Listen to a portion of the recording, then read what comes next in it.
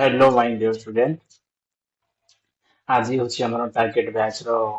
Day third तृतीय दिन। आम गत 2 दिन है कौन कर सीजीएल 2023 सीजीएल एग्जाम पचार प्रश्न गुड़ा समाधान करुचे। 2023 मसीह जिते सब क्वेश्चन आसाला चैप्टर वाइज आम सिंप्लीफाई करुचे। मो दुईटी क्लास रे गत दुईटी क्लास रे मु 2D टू डायमेंशनल ज्योमेट्री जिते सब थिला समस्त क्वेश्चन सॉल्व करछि। से समस्त वीडियो ये चैनल रही तुम चाहिए से वीडियो को जाई देखि परिबो। वर्तमान होचे आज जो क्लास रे करा जिवो से समस्त क्वेश्चन यही 2023 मसीहा सीजीएल एग्जाम आसाला। से समस्त क्वेश्चन रही कौन ना मेंसुरेशन ऊपर रही मेंसुरेशन 3 डायमेंशनल ज्योमेट्री ये तो सब 3 पृष्ठ माने जेमि सारा दैर्घ्य प्रस्थ उच्चता ऊपर आधारित होता समस्त प्रश्न आज यही क्लास करा तेणुक डेरी नक आज क्लास आरंभ करदे। देखा चल प्रथम क्वेश्चन टा कौन रही बुझे देख तुम समस्त स्क्रीन में देख पार आज प्रथम प्रश्न। देख फास्ट प्रश्न को एमती पढ़ जमी सेकेंड टाइम तुमको पढ़ाई पड़ो ना जहाँफल तुम समय बचाई पार एग्जाम एग्जाम सीजीएल हो जेकोसी गोटे गवर्नमेंट एग्जाम हो एग्जाम जिते क्वेश्चन अच्छी से क्वेश्चन जी समस्त को दिज्व कह तुम घर बस सल्व कर 1.5 घंटा दिव समस्त 100 रखिदेवे किंतु टाइम पीरियड भितर करार अच्छे हमको से क्वेश्चन को थे पढ़ी केमती डायरेक्ट सल्व कर से बेसी इंपोर्टाट है क्वेश्चन तो समस्त सल्व करेंगे कि टाइम भितर किए समाधान कर मुख्य कथा देखिपार समस्ते प्रश्न स्क्रीन तुमको देखा the volume of A sphere of radius of 4.2 centimetre is है जो स्फीयर रेडियस है 4.2 सेंटीमीटर अच्छी से स्फीयर कौन पचार वॉल्यूम पचार वॉल्यूम कौन कहते ओडिया ना वॉल्यूम को घनफल कहते कौन कहते घनफल बा आयतन कहते बुझिपारे ना बुझिपारे प्रथम ये क्वेश्चन बुझापी मुझे तुमको किसी फंडामेंटाल तुम क्लियर कर बुझा ना देख तुम समस्त देख पार यहाँ कौन यहाँ गोटे सर्कल सर्कल भर जी एमती पुणी एगेन गोटे सर्कल ड्र करदेवी यहाँ मोर कौन हो यहाँ गोटे मोर स्पीयर जहाँ कहते गोलक तार गोटे से कौन थो सेंटर थो तुम देखिपार यहाँ गोटे गोलक भाई तुमको लगुच ना नहीं यहाँ गोटे कौन गोलक गोलकर उदाहरण कौन ना बल्ब तुम क्रिकेट बल्ब खेलुच गोटे कौन गोलकर उदाहरण यहाँ कौन गोलकर सेंटर बुझे ना ये सेंटर यहाँ कौन कहीपर यहाँ व्यासार्ध बुझे ना यहाँ भी से कौन हम व्यासार्ध हम है से पचार जदि यही गोलकटीर राडियस 4.2 सेंटीमीटर होता है ताहले गोलकटीर वॉल्यूम वॉल्यूम बाहर करने पचार वॉल्यूम बाहर करने कौन करा पड़ो हमको ना प्रथम सूत्रटा मन रखी पड़ो है बुझे सूत्रटी कौन स्फीयर स्फीयर वॉल्यूम सूत्र है 4/3 पाई आर क्यूब जान वॉल्यूम है तापर देख केमती क्वेश्चन समाधान कर 4/3 को 4/3 रखीदे जगह पाई जगह भैल्यू दे 22/7 22/7 कौन कर रिपोर्ट करदेवी आर क्यूब माने माने ये जो व्यासार्धर कौन 3 थर गुणी है आर क्यूब माने कौन क्यूब माने से परिमाण टाक 3 थर गुणा है तो 4.2 को कौन कर 42/10 कर एगेन से 4.2 के 10 कर 42/10 से 42/10 रखे कौन कर गुणागुणी करी बुझे 7 काटिले के हम 7 100 को 42 बुझे ना 700 को 42 देख 22 चौक के 88 22 चौक के 88 ये के बढ़ला 6 6 2 12 6 6 24 1 25 252 गुणन के 42 तले कौन अच्छी देख 3 अच्छी ये के 3 को सेमती रखी आ कौन करी 10 10 गुणन 10 10 को 10 द्वितीय घात के 1000 देख लो ये 3टा कटिज कि बड़ संख्या सहित काटिदेवी 3 8 24 सरी 3 8 24 आउ के बोला 1 बोला 2 3 4 12 के 84 84 बर्तमान कौन कौन पाइल तुम ना गोटे पाइल 88 गोटे पाइल 84 गोटे पाइल 42 आ तले कौन अच्छी ना 1000 अच्छी कौन करवा गुणिमा देख पे क्वेश्चन सहज समस्ते क्वेश्चन करेंगे किंतु किए कम समय भितर जी कम समय भितर कर ତାର ସିଲେକ୍ସନ ପକାହବ। ତେଣୁ ଭାବୁଥିବ ଏତେ ସହଜ କ୍ୱେଶ୍ଚିନ୍ କହୁଛି କଣ ଆବଶ୍ୟକ ଅଛି ବୁଝିବା। ଏଇ କ୍ୱେଶ୍ଚିନ୍ ଟା ବୁଝିବା ଯେତିକି କଷ୍ଟ ନୁହେଁ,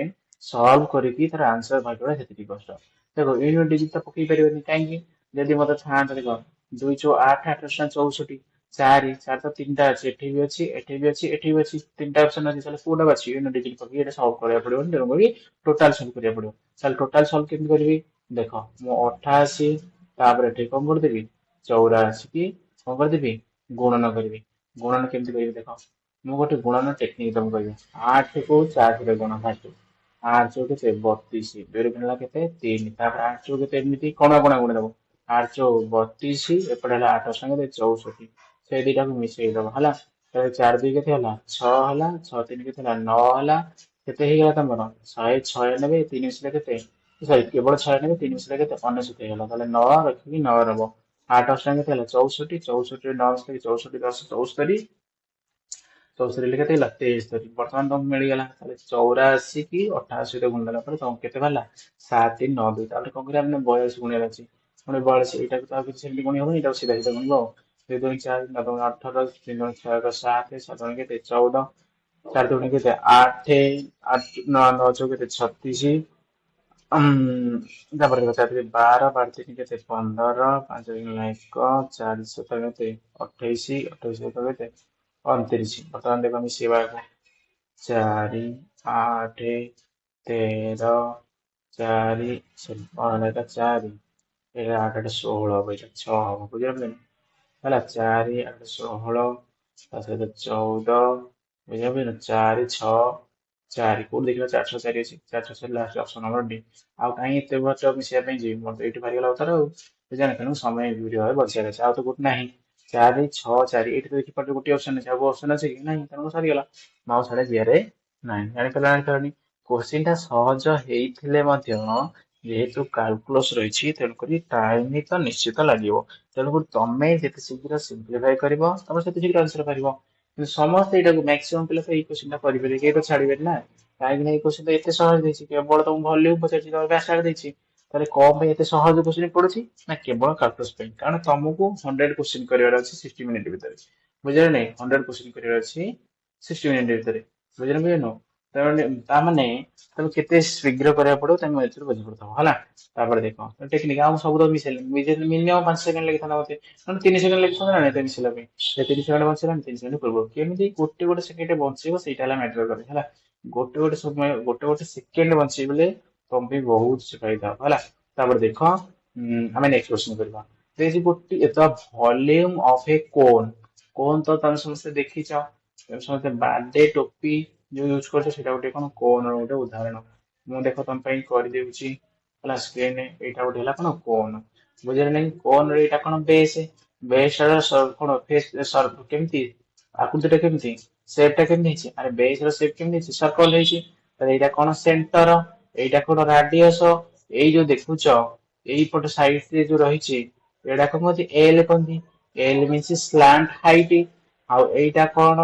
ନା ଏଇଟା ହେଲା କଣ ଏଚ୍, ଏଇଟା କଣ ଏଚ୍ ବା ହାଇଟ। ତାହେଲେ ଏଇଠି ତମେ ସମସ୍ତେ ଜାଣିଛ ହାଇଟ ଆଉ ହାଇଟ ଏଇ ଯୋଉ ବେସ୍ ର ସେଣ୍ଟର ପାଖରେ କେତେ ଡିଗ୍ରୀ କଣ କରିବ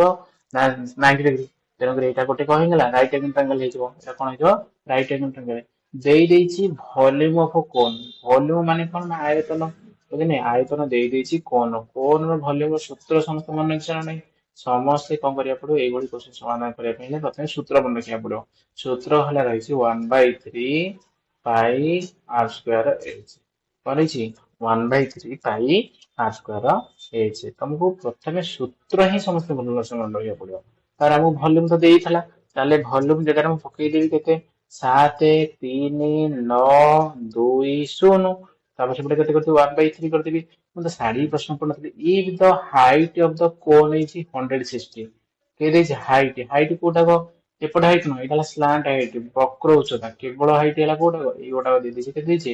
160 ସେଣ୍ଟିମିଟର ଦେଇଛି ବୁଝିଲେ। ୟୁନିଟ ଟାକୁ ବି ଦେଖୁଥିବ ହେଲା। ଦେନ୍ ଫାଇଣ୍ଡ ଦ ଡାଇମିଟର ଅଫ ବେସ୍। ବେସ୍ ତମେ ଦେଖିପାରୁଛ ବେସ୍ ରେ ଯୋଉ ରାଡିୟସ ଟା କରିଛି ଏଇଟା ହେଲା ରାଡିୟସ, ଡାଇମିଟର କୋଉଟା ହବ 2 ଟାଇମ୍ସ। ରାଡିୟସ 2 ଟାଇମ୍ସ ହେଲା କଣ ଡାଇମିଟର। ତାହେଲେ କଣ ପଚାରୁଛି ଏଇଗୁଟା ପଚାର 2r ପଚାରିଛି। 2r କେମିତି ବାହାର କରିବି ନା ଆର ନା ବାହାର କରିସାରିଲା ପରେ ମୋର 1/3 ଥିଲା 1/3 ଲେଖିଲି। ପାଇର ଭ୍ୟାଲୁ ତ କଣ ଥିଲା ସେଇ 22 ସହିତ 7 ଦେଇଛି ନା ଦେଇନି? ଦେଇନି। ତମେ ତାକୁ କେମିତି କଣ ପୁଟ୍ କରିବାକୁ ପଡିବ ତମକୁ 22 ସହିତ କଣ 7 ଆର ସ୍କୋୟାରକୁ ଆର ସେମିତି ରଖିବ।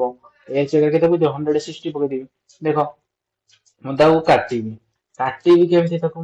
ଏଠି ଦେଖ 160 ଯୋଉ ଥିଲା ଲାଷ୍ଟକୁ ତାକୁ ଆଉ ଥରେ ତଳେ ଦେଖା ହେଲା ନା। ଦେଖ 3733920 ଇକ୍ୱାଲ ଟୁ କେତେ 1/3 ଇଣ୍ଟୁ କେତେ 22/7 ଇଣ୍ଟୁ କେତେ ଆର ସ୍କୋୟାର ଇଣ୍ଟୁ 160 ଗୋଟେ ଶୂନ କଟିଗଲା। ମୁଁ ଯଦି 16 କାଟିବି କେତେ ହବ? 16 ଚଉ 64 16 ଚଉ କେତେ ହେଲା 64 9 9 99 ବୁଝିଲୁ 16 80 16 କେତେ 96 16 କେତେ ହେଲା 96 କେତେ ଅଛି ଆମର 99 ଅଛି 3 2 32 16 ଦୁଗୁଣେ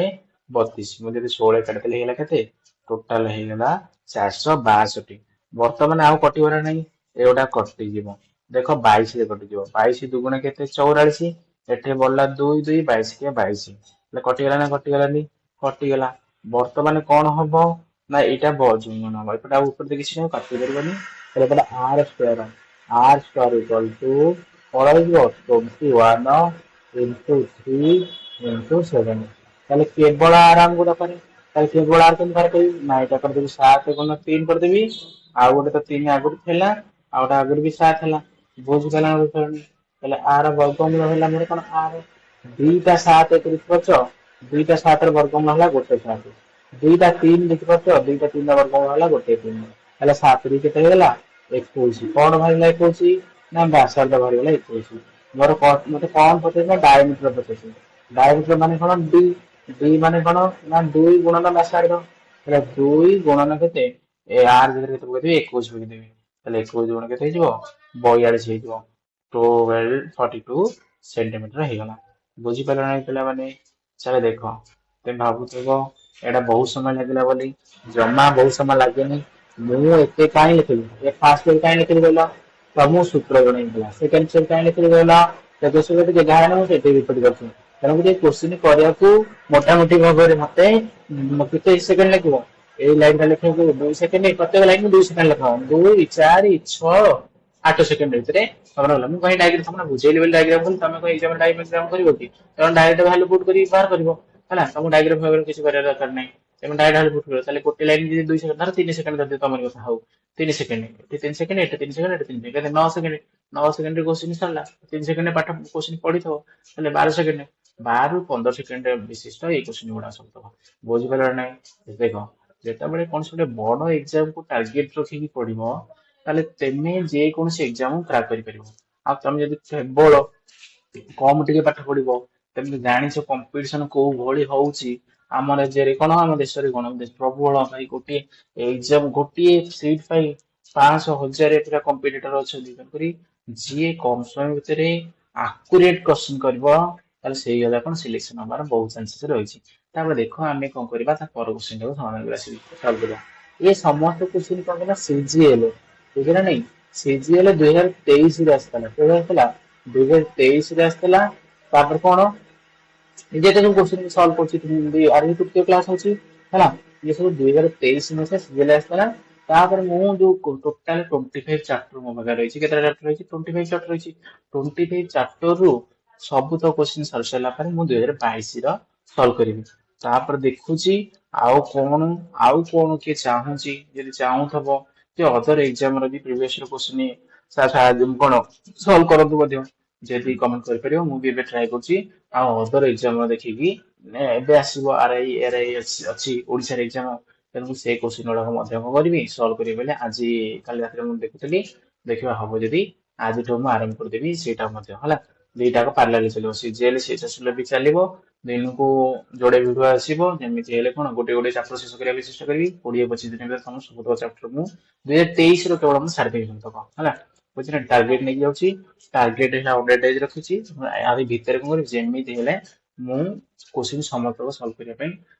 ଚେଷ୍ଟା କରିବିନି ମୁଁ ତ ସିଓର ନିଶ୍ଚିତ ଅଛି ଆଉ ଏ ବର୍ଷ ସେମିତି ହେଲେ ପାଳନ କରିବି ଆଉ ଦେଖ Ranu carries water to school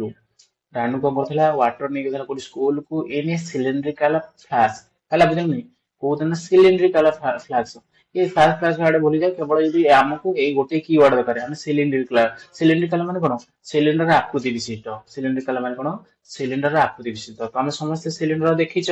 ना देखिन सिलिंडर देखिछ पिला बेले भी आम अनेक क्लास रे पढ़ला बेलू गुरुजी पचारती सिलिंडर उदाहरण दियो आमे विभिन्न समय रे कोन आमे भिन्न भिन्न पिला भिन्न भिन्न प्रकार कोन उदाहरण दउथौ सेठी चित्रटा बंका होची किंतु एटा कोन जेहेतु ମୁଁ କଣ କରେ ମୁଁ ଆଗରୁ ହ୍ୱାଇଟ ବୋର୍ଡ ୟୁଜ କରେ ଏବେ କଣ ମୁଁ ୟୁଜ କରୁଛି ଏଇ ୟୁଜ କରୁଛି ବୁଝିଲେ ନା ପେନ୍ ଟ୍ୟାବ ସେଥିପାଇଁ ଏମିତି ବଙ୍କା ହେଇ ସେମିତି ଆଡଜଷ୍ଟ କରିବା ଆମର ତ ବୁଝିବାର ଅଛି ହେଲା ବୁଝିଲା ନା ତାହେଲେ କଣ ହେଇଗଲା ଅତି ଖରାପ ହେଇଗଲା ବୁଝିଲା ନା ଏଟାକୁ ମୁଁ ଚେଞ୍ଜ କରିଦଉଛି ଇରେଜ କରିଦଉଛି ଜାଣିପାରିବି ଆଉ ଥରେ କରିଦଉଛି ହେଲା ଯେତେ ସ୍ଲୋ କରିବ ସେତେ ଡାଇଗ୍ରାମ ଟା ଖରାପ ହବ ଯେତେ ସ୍ପିଡ କରିବ ଡାଇଗ୍ରାମ ଟା ସେତେ ଭଲ ହବ ହେଲା ଭଲ ତ ତାଠୁ ଭଲ ହେଇଛି ନା ଦେଖ देखिए गोटे सिलिंड्रिकल फ्लास्क विथ कौन डायमीटर दे देछि 12 सेंटीमीटर डायमीटर माने कौन ना व्यास दे देछि एटा हला तमे जानछि एटा तार बेस ऊपर भी गोटे अछि सर्कल तळे भी गोटे सर्कल अछि एटा कौन तार बेस कोनी तार डायमीटर दे देछि टोटल डायमीटर केते अछि 12 ताले टोटल अधा माने रेडियस टा केते हबो ना 6 हबो बुझबे ना बुझबेलानी तार हाइट देछि हाइट माने तमे सब देखि परतो ए जो साइड टा को कहंती हाइट दे केते 21 सेंटीमीटर दे देछि 21 सेंटीमीटर देछि पचास कौन determine the amount of water that she can carry in the flask ହେଲା ସେ କହିଛି determine କର ବା find out କର କେତେ ପରିମାଣର ଜଳ ସେ ସ୍କୁଲ କୁ କ୍ୟାରି କରିକି ନେଉଛି ଓ କାହା ଦେହରେ ନା ଫ୍ଲାସ୍କ ମଧ୍ୟରେ କାହା ମଧ୍ୟରେ ଫ୍ଲାସ୍କ ମଧ୍ୟରେ ବୁଝିପାରିଲ ନା ନାହିଁ ଏଟା ତ ବହୁତ ସିମ୍ପଲ ଏଇ ଭଲ୍ୟୁମ ବାହାର କରିବା କଣ ବାହାର କରିବା ଭଲ୍ୟୁମ ବାହାର କରିବା ଆମେ ପଢୁଛେ କଣ 3D ପଢୁଛେ କଣ ପଢୁଛେ ଆଜି 3D ମାନେ 3 dimensional geometry जोटी कौन लेंथ ब्रेथ हाइट रही है ହେଲା ବୁଝିଲେ ନା ସେଇ ସବୁ ତକ କଣ ଜିଓମେଟ୍ରି କଣ କହନ୍ତି थ्री डायमेंशनल जियोमेट्री कहते ତେଣୁକରି ଏଇ ଯୋଉ ସିଲିଣ୍ଡର ଦେଖିପାରୁଛ ସିଲିଣ୍ଡର ଭଲ୍ୟୁମ ପ୍ରଥମେ ସୂତ୍ର ମନେ ରଖିଥିଲେ ଯୋଉମାନେ ମନେ ରଖିଥିଲେ ସେମାନେ ଏଇ ପ୍ରଶ୍ନର ଉତ୍ତର ଦେଇପାରିବେ ଦେଖ ଯୋଉମାନେ ମନେ ନାହିଁ କେମିତି ବାହାର କରିବା ଆମେ ସମସ୍ତେ ଜାଣିଛେ ଯେ କୌଣସି ଗୋଟେ ଘନ ବସ୍ତୁର ପାଖାପାଖି ଦେଖିବ ସିମିଲାର ଦେଖିବ ଏବେ ମୁଁ କହିଦଉଛି ଗୋଟେ ସିମିଲାରିଟି ଏବେ ଆମେ ସିଲିଣ୍ଡର ପଢୁଛେ ଆର ଦେଖ आधार माने से बेस टा कौन कहलो को आकृति विशिष्ट सर्कल अरे सर्कल रे नहीं सर्कल रो एरिया कोन हबो ना पाई आर स्क्वायर कोन हबो पाई आर स्क्वायर तापर कोन हाइट आर कोन भेला एच बुझे ना भूमिर क्षेत्रफल इनटू उच्चता हला बुझे ना जे कोन से गोटे देखिबो प्राय अप्रोक्सीमेटली मिसु थबो आ टिके पूर्वरु पडथले कोन पडथले गोलक पडथले तार जे वॉल्यूम थला कोन 4/3 पाई आर क्यू कोन पे हला ना तारो जो हाइट आ कोन व्यास दुटा को समान सेत R cube R square R हेता जेतो दुटा को समान सेत कहि गला 4/3 केवल 4/3 टा ऐड करा हेतला तापर से कोन ही पडथले देखतो 1/3 पाई आर स्क्वायर एच सेही भूमिर क्षेत्रफल इनटू कोन हेतबो उच्चता को गुण देला पर कोन भारिबो तार वॉल्यूम बा आयतन भारिबो बुझिरा ना आ जाइलो ना नहीं ताले देइछि ना पचारछि वॉल्यूम टा बाहर करला पर हम जानि जिबा एई कोन सिलिंड्रिकल फ्लास्क रे केते परिमाण जल रहछि देखो पाई रा वैल्यू तो देई दिछि तुमको ऑलरेडी दछि गिवन अछि हला बुझिरा नहीं 22/7 ମୁଁ पुट कर देली तापर r स्क्वायर r तो मु एबे बाहर करले डायमीटर देइथला तले r केते थला 6 थला फिर r स्क्वायर माने कोन ना 6 गुणन 6 h हमु देइछि केते 21 वर्तमान मु कोन रे कटा कोटी आरंभ कर देबी 7 रे काटले केते हबो 7 रे की 21 तार 22 की 6 रे गुण देबी 6 को 3 गुण देबी गला दुईटा बाहर गेला ताको कोन कर दी गुण देबी 22 100 कला केते 132 6 दुने 12 6 12 को 13 तो 6 3 केते 18 मते 18 को पणिके जदि जणा मोर मन थिबा चले ए प्रश्न को साइंग न समाधान कर देबी मोर किछि जदि भी ए कोमु देखो मु ए ऑप्शन को ऑलरेडी देखि सेरन तमे एटी समाधान को देखो मु ऑप्शन भी देखि सेरन ऑलरेडी 8 को 2 आर एकक को 2 अछि आर एकक को कोन अछि 8 अछि 8 दुनी केते 16 म 6 चले एकक को कोन मारि गेला हमर 6 चले ऑप्शन को देखले एकक को कार 6 अछि गोटी एठी अछि ना नै चले ऑप्शन नंबर सी एल आर कोन सठिक उत्तर बुझी पाला ना बुझी पाला चल तमे कम करिवो कोन करिवो ना एकक अंक देखि भी फास्ट ट्राई कर दबो केते समय लागो आडे अन्य केते समय लागो आ 0.002 सेकंड लागो बुझना देखिया पई गोटा ऑप्शन देबो तले तमे को एकक अंक जदि हेयो तो पूरा सिंपलीफाई काई करिया पई जेबो हमर समय बंचेबार अछि ना तमे एते बाटा म जिया नै देखो नय टोटल गुण कर दोछि केमती भाग सेते देखा 18 दुने 36 6 र केनला 3 18 3 54 54 3 57 7 गुणिले 5 18 के 18 18 5 23 बुझाने 18 के 18 18 5 23 बुझाने केते हला 23 76 देखो 23 76 अछि ना नै ऑप्शन नंबर सी एटे 23 76 अछि बुझाने नै अछि तापर देखो एकक बेले बेले कहि सकलो ऑप्शन 2टा 3टा ठी 23 76 केतो କିନ୍ତୁ ଏଠି metre centimetre cube centimetre cube centimetre cube centimetre cube ସବୁଠି ସେଣ୍ଟିମିଟର କ୍ୟୁ ଅଛି ନା। ଦେଖ କଣ ପାଇଁ ସେଣ୍ଟିମିଟର କ୍ୟୁ ହେଲା ନା ଏଠି ଦେଖ ବ୍ୟାସାର୍ଦ୍ଧ 6 କଣ ବ୍ୟାସାର୍ଦ୍ଧ ଦିଥର ବ୍ୟାସାର୍ଦ୍ଧ ଗୁଣା ହେଲା ତାହେଲେ ଏକ ବି ଦିଥର ଗୁଣା ହବ ତାହେଲେ ସେଣ୍ଟିମିଟର ସେଣ୍ଟିମିଟର ବୋଲେ କଣ ସେଣ୍ଟିମିଟର ସ୍କୋୟାର। ତାପରେ ଏଠି ଗୋଟେ ହାଇଟ୍ ଥିଲା ହାଇଟ୍ ର ବି ଏକ କଣ ଥିଲା ସେଣ୍ଟିମିଟର ଥିଲା ଏଠି ଦୁଇଟା ସେଣ୍ଟିମିଟର ସ୍କୋୟାର ଆଉ ଗୋଟେ ସେଣ୍ଟିମିଟର ତାହେଲେ ଗୁଣିବା ପରେ କେତେ ହବ ସେଣ୍ଟିମିଟର କ୍ୟୁ ସେଇଥିପାଇଁ ହବ ଆର ୟୁନିଟ୍ ଟା କଣ ହବ ସଦାବେଳେ ଯେକୌଣସି ଗୋଟେ ଘନ ବସ୍ତୁର ବୁଝିଲେ ଭଲ୍ୟୁମ କିମ୍ବା ଭଲ୍ୟୁମ ବା ଆୟତନ ବାହାର କରିବା ପାଇଁ ବାହାର କରୁଥିଲା ବେଳେ ତାର ଏକ ଗୁଣା କଣ ହବ ଏକକର ଘନ ହବ ମାନେ ଏଠି ଏକ ଯେହେତୁ ସେଣ୍ଟିମିଟର ଥିଲା ତେଣୁ ସେଣ୍ଟିମିଟର କ୍ୟୁ ହେଲା। ବୁଝିପାରିଲ ନାଇଁ ଏ କ୍ୱେଶ୍ଚିନ୍ କେତେ ସହଜ ଦେଖିପାରିଲ ଟି ବହୁତ ସିମ୍ପଲ ହେଲା। ତ ମଧ୍ୟ ଏମିତି ଦେଖ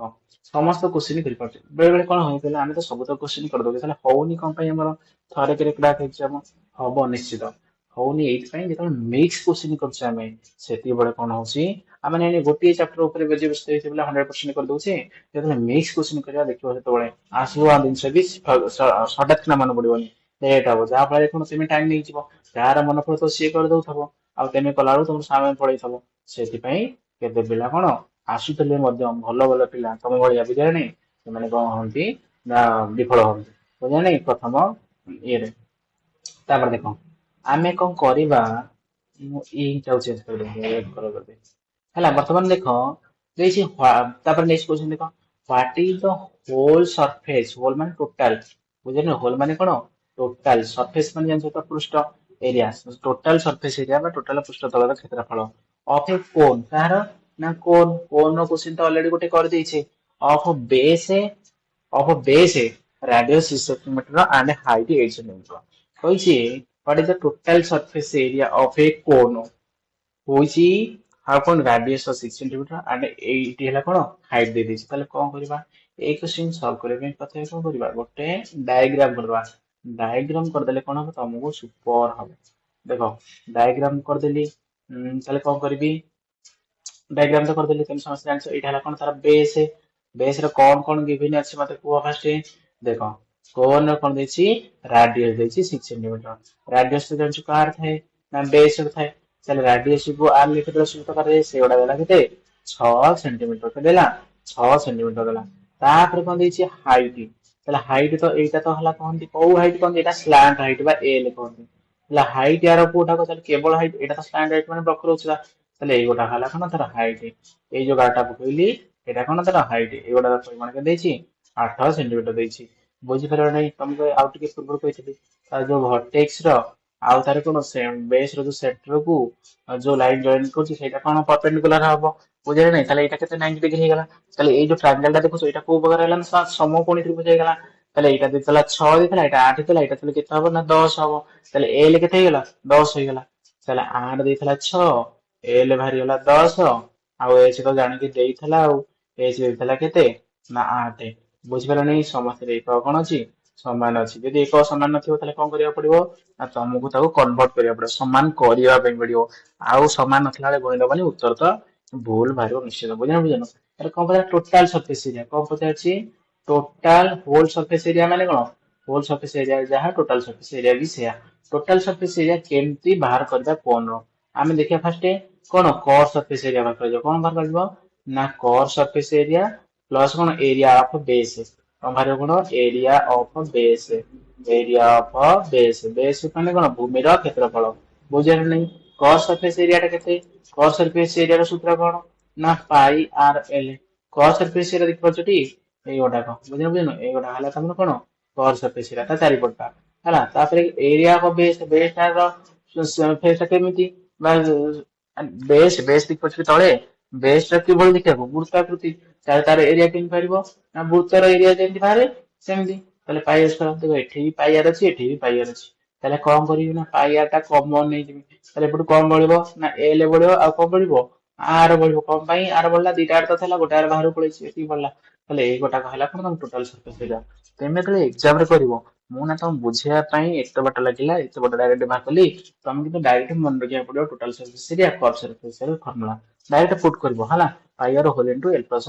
ଆର ଆମକୁ ତ ପାଇ ବି ଜଣା ଅଛି ପାଇ ଜଣା ଅଛି କେତେ 22/7 ଆର ତ ଜଣା ଅଛି ଆର କେତେ ଦେଇଥିଲା 6 ଦେଇଥିଲା ତାପରେ ଏଲ କେତେ ଦେଇଥିଲା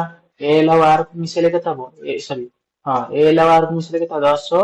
16 ବୁଝିପାରିଲ ନା ବୁଝିପାରିଲନି? 10 6 କେତେ? 16 ହେଇଗଲା। ଆରେ ବୁଝିପାରିଲ ଟି? ଏଲ ଦେଇଥିଲା 10 ରେ ମୁଁ ଏଲ ଜାଗାରେ କେତେ ପକେଇ ଦେଇଛି 10 ଏଠି 6 ଠିକ କହିଛି ତ।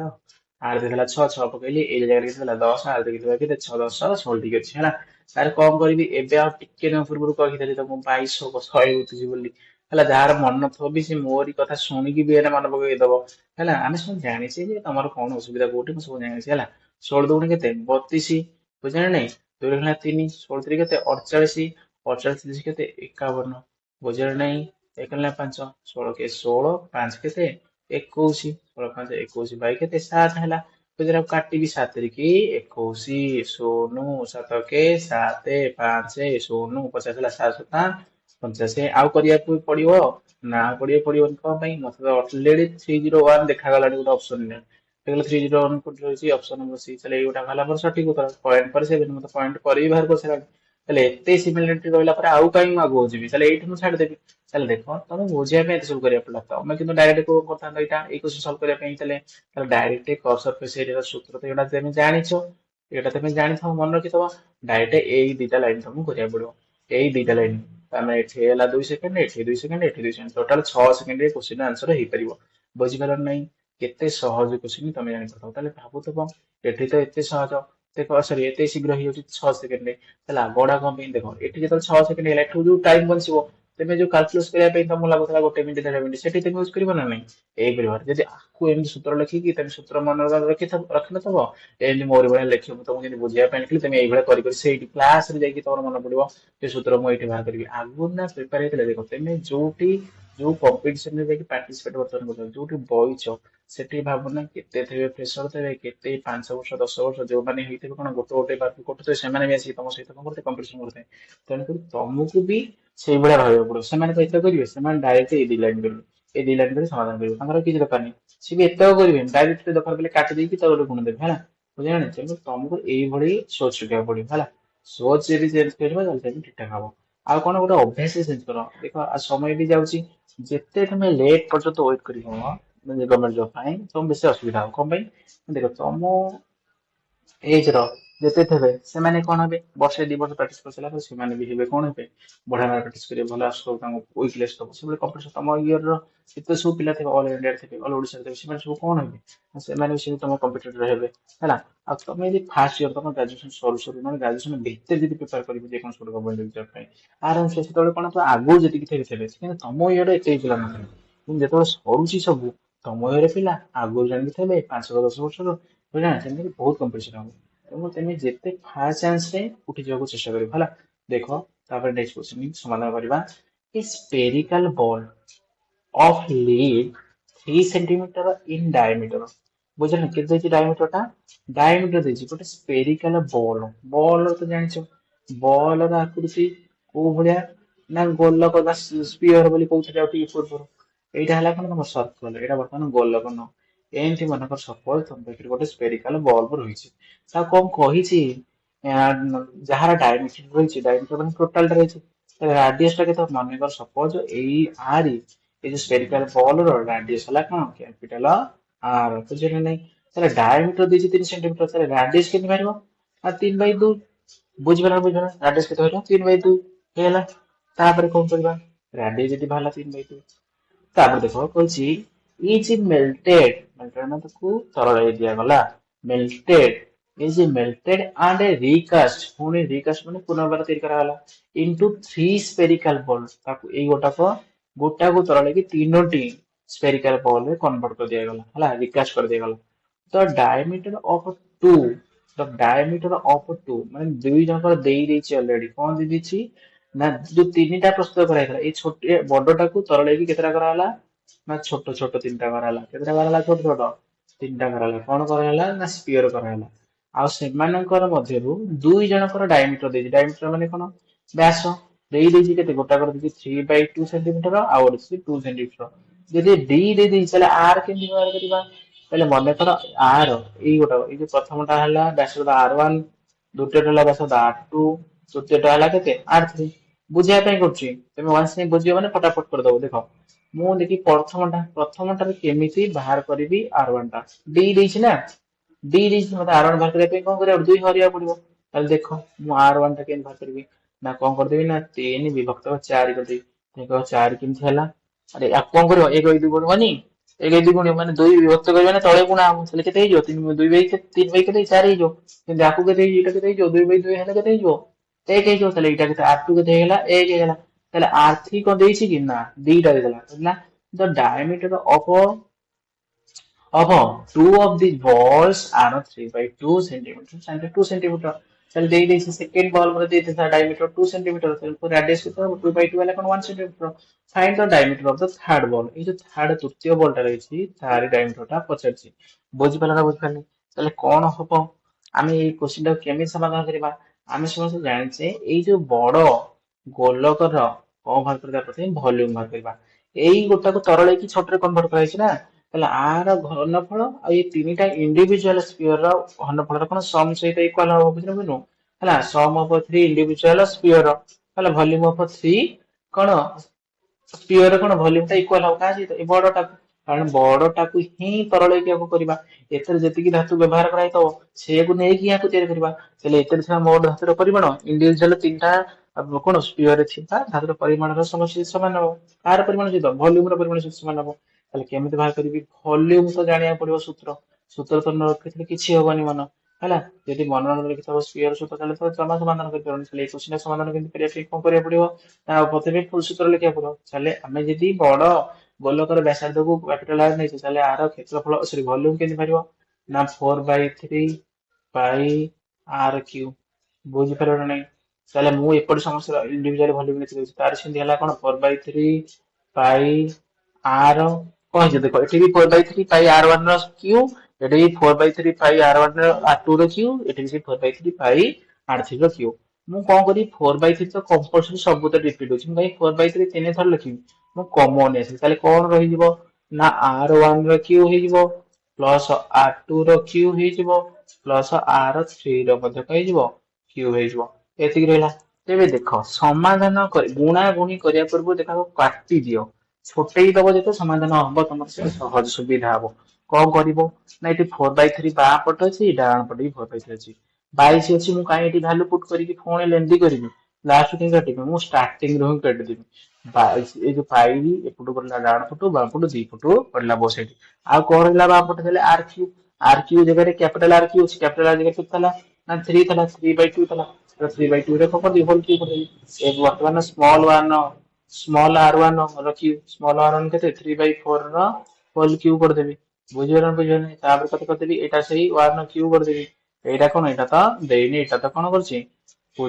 ପଚାରିଛି ହେଲା ତାପରେ ଦେଖ ତାକୁ 3 3 ନ କରିକି 27 27 ବାଇ କେତେ 2 2 4 2 8 ତାପରେ ଏଇଟା ଏପଟେ କଣ ହଉଛି ମିଶ ଆଇଛି ଏପଟୁ ଆସିଲେ ସବୁ କଣ ହେଇଯିବ ଫେଡା ହବ ଦେଖ ଫେଡି ଦେବି 3 3 ନ କରିକି ସେଇ 27 27 ବାଇ କେତେ ହେଇଗଲା 8 ହେଇଗଲା ବୁଝିପାରିଲ ନାଇଁ 27 ବାଇ 8 ହେଇଗଲା ପ୍ଲସ କେତେ ହେଇଥିଲା ଦେଖ ପ୍ଲସ 1 କ୍ୟୁ ସେତେ କେତେ ହେଇଯିବ ଏପଟୁ ଆସିଲେ କଥା ମାଇନସ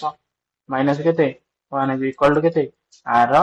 କ୍ୟୁ ବୁଝିପାରିଲ ନାଇଁ କେତେ ହେଲା ଆର କ୍ୟୁ କେତେ ସହଜ କୋଶ୍ଚିନ୍ ଦେଖିପାରୁଛ ନା ନାଇଁ ସମସ୍ତେ ବହୁତ ସହଜ ଏଇ କୋଶ୍ଚିନ୍ ଟା ହେଲା ଦେଖ ଏ କୋଶ୍ଚିନ୍ কে ଆମେ କଣ କରିବା ସିମ୍ପ୍ଲିଫାଏ କରିବା ମୁଁ କିଛି ଭୁଲ କରିଛି କି କିଛି ଭୁଲ କରିନି ତମେ ଦେଖିପାରୁଥିବ ମତେ ଯାହା ଦେଇଥିଲା ମୁଁ ସେୟା ପୁଟ କରିଛି ଡାଇମିଟର ଦେଇଥିଲା 3 ସେଣ୍ଟିମିଟର ଡାଇମିଟର ଜାଗାରେ 3 ସେଣ୍ଟିମିଟର ପକେଇ ଆର ଜାଗାରେ ପକେଇ 3/2 ଠିକ ଠାକ ଅଛି ତ ଦେଖ କଣ ପାଇଁ ଏଠି କଟିଯିବ ଏଠି କେତେ ହେଇଗଲା କଟିଗଲା ବୁଝିଲେ ନାଇଁ କେତେ କଟିଗଲା ହେଲେ ଏଠି କେତେ ହେଇଗଲା -1 କଣ ହେଲା minus equal to R1 Q କଣ ହେଲା ବୁଝିନୁ କୋଶ୍ଚିନ୍ ବୋଧେ କିଛି ଗଡବଡ ଅଛି କୋଶ୍ଚିନ୍ ଟା ଗଡବଡ ଅଛି କି ଦେଖ ଫଟାଫଟ ଟିକେ କଣ ଥିଲା କି ଓ 4 ଥିଲା ପରେ ଏଠି 3 କରିଦେଇଛି କଣ ଏଟା ଥିଲା 4 16 64 ହବ ବେଟା ଏଇଟା ହେଲା କୋଶ୍ଚିନ୍ ଗଡବଡ ନାହିଁ ଆମେ ଗଡବଡ କରିଦେଇଛେ ବୁଝିଲ ନା ନାଇଁ ଏଇଠି ଦେଖ ଏଇଠି ମୁଁ ଟିକେ ଗଡବଡ କରିଦେଇଥିଲି ଗଡବଡ ଟାକୁ ଖୋଜିକି ମୁଁ ବାହାର କରିସାରିଲିଣି ଅଲରେଡି ଦେଖ 3 3 9 3 27 4 16 64 ଏଠି କାହିଁ ଗଡବଡ କରିଦେଲି ମୁଁ ବୁଝିଲ ନାଇଁ ଗଡବଡ କରିଛି ମୁଁ ତମେ କରିନ କିଛି ତମେ ଦେଖ ହେଲା ଏମିତି ବେଳେ ବେଳେ ହୁଏ ଗଡବଡ ଟା ହେଲା ଦେଖ ଭେରି ସିମ୍ପଲ ସମାଧାନ ଏବେ ବର୍ତ୍ତମାନ କରିଦବା ହେଲା କାହିଁ ଗଡବଡ ଖାଲି ବାରମ୍ବାର କରୁଛି ଏଟାକୁ ଲିଭେଇ ଦେଇ इरेज कर दे इरेज इरेज इरेज हो गया फिर बाद में देखो आखिर समाधान करा ना 64 की बारी एलसीएम 64 गला 64 ଗଲା ହାରି ପରେ କଣ ହବ 64 କି 8 ହେଲେ ତ 8 8 କୁ 27 ଗଣିବ 8 ଶତାଂଶ କେତେ 56 6 ରେ କିନା 5 8 ଦୁଗୁଣେ କେତେ 16 16 5 କେତେ 21 ହେଲା 216 ମାଇନସ 27 ମାଇନସ କେତେ 64 ବୁଝିପାରିଲ ନା ଇକ୍ୱାଲ ଟୁ କେତେ R3 ର କ୍ୟୁବ ହେଲା ଏତିକି ବାହାରିଲା ନା ବାହାରିଲାନି ତାପରେ ଦେଖ ଫେଡିବା ସବୁ ଫେଡି ଆସିବ ନା ଫେଡି ଆସିବନି ଆରେ ଦେଖ 6 11 11 ହେଲେ 6 3 9 ବୁଝିଲ ବୁଝିନୁ 6 4 11 6 3